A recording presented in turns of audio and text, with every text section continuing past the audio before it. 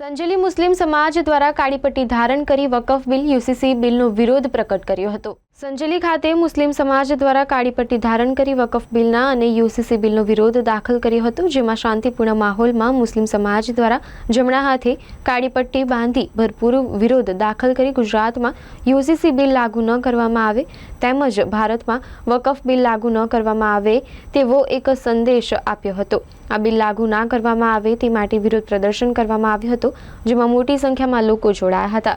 કેન્દ્રની સરકાર વકફ બિલ અને ગુજરાત સરકાર યુસીસી બિલ લાગુ કરવાની તજવીજ હાથ ધરી રહ્યું છે, જેને લઈ સમગ્ર ગુજરાતમાં આદિવાસી મુસ્લિમ સમાજ દ્વારા બિલ ગુજરાતમાં લાગુ ના કરવામાં આવે જેને લઈ પૂરજોશ વિરોધ કરવામાં આવી રહ્યો છે। ત્યારે સંજેલી ખાતે મુસ્લિમ સમાજ દ્વારા કાળી પટ્ટી ધારણ કરી શાંતિપૂર્ણ માહોલમાં વિરોધ પ્રદર્શન કાર્યક્રમ યોજાયો હતો।